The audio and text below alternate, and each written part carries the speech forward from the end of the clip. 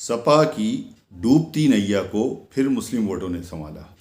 दोस्तों, मैं Arif Khan, crime exposure news room से।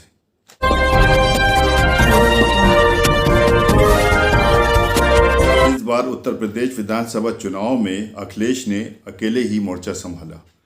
उन्होंने किसी भी चचा की मदद नहीं ली, वो खुद ही निकल पड़े अपना रथ लेकर।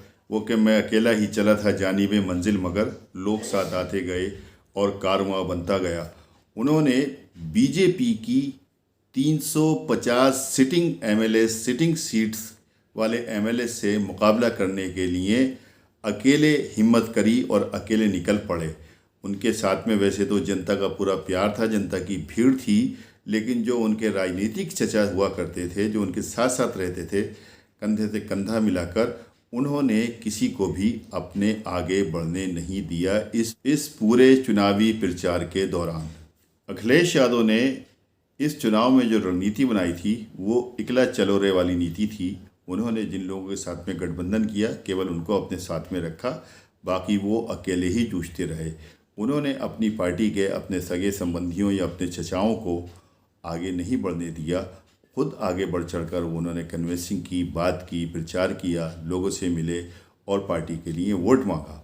124 सीटें गठबंधन को दिलाई, यानी जो पार्टी 45 सीटों पर थी उसको 124 सीटें दिलाना, ये उन्हीं का कारनामा था। इस बार उन्होंने अपने जो अकेले बलबूते पर काम किया, अपने कंधों पर सारा बोझ लेके चले।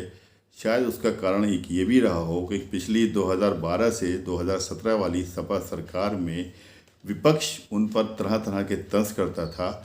उनको पूरा मुख्यमंत्री तक नहीं माना जाता था, उनको आधा मुख्यमंत्री कहते थे। अक्सर उस टाइम में ये बात सुनी जाती थी, ये बात प्रचलित थी कि उत्तर प्रदेश में 3.5 या 4.5 मुख्यमंत्री जो हैं वो सरकार चला रहे हैं। आजम खां, शिवपाल यादव, राम गोपाल और मुलायम सिंह को तो शायद पूरा मुख्यमंत्री मानते थे, इसलिए 4 हो गए, और मुलायम सिंह को हटा दें तो 3 रह जाएंगे।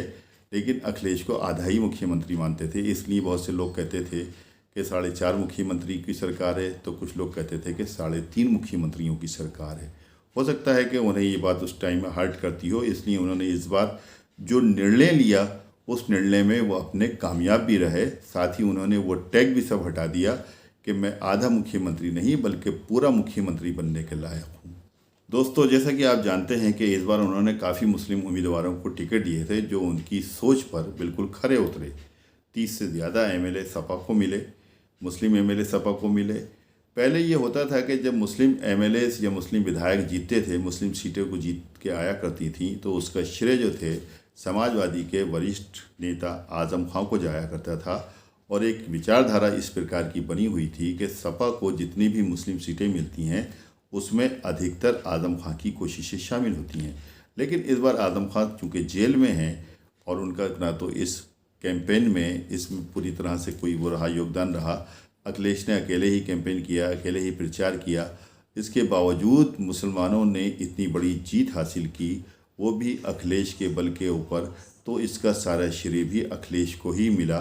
दोस्तों, लोकतांत्रिक प्रक्रिया में सरकार की मनमानी, अड़ियल रवैये और जनहित विरोधी नीतियों को रोकने के लिए विपक्ष की व्यवस्था की गई है। विपक्ष इसलिए ज़रूरी होता है कि सरकार यदि कोई मनमानी करने पर उतर आए तो उसको रोके, उसके लिए उसके कई तरीके होते हैं। इस बार उत्तर प्रदेश विधानसभा में अद्भुत विपक्ष हैगा। अब देखना यह है कि यदि सरकार गलत चलती है तो विपक्ष उसको किस तरह से रोकता है। दोस्तों, वीडियो अगर पसंद आई हो तो लाइक कीजिए, शेयर कीजिए और चैनल को ज़रूर सब्सक्राइब कीजिए ताकि डायरेक्ट नोटिफिकेशन आप तक पहुँचते रहें। नेक्स्ट वीडियो में जल्द मुलाकात होगी, तब तक के लिए जय हिंद।